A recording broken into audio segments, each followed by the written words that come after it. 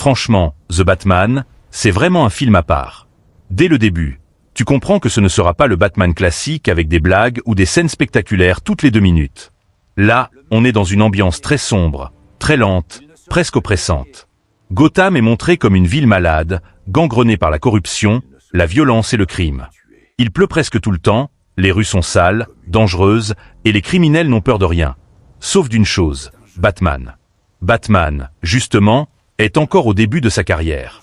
Ça fait à peine 2 ans qu'il agit dans l'ombre. Il n'est pas encore un héros admiré, c'est plutôt une sorte de légende urbaine. On le voit surtout comme une menace. Un tueur en série extrêmement intelligent, qui laisse des énigmes et des messages codés derrière lui. Son objectif n'est pas seulement de tuer, mais de jouer avec la police et surtout avec Batman. Batman commence alors à enquêter aux côtés du commissaire Gordon, l'un des rares policiers honnêtes de Gotham. Leur relation est importante. Gordon fait confiance à Batman, même si les autres policiers le détestent et le considèrent comme un justicier dangereux.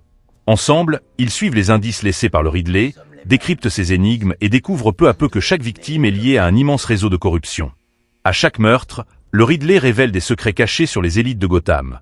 Des politiciens, des policiers. En enquêtant sur Falcone, Batman découvre une vérité qui le touche profondément. La famille Wayne, et surtout son père, n'est pas aussi irréprochable qu'il le pensait. Des liens troubles avec la mafia apparaissent.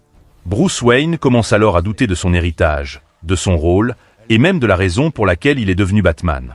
Ce moment est très important, parce que le film montre un Batman vulnérable, perdu, qui remet tout en question.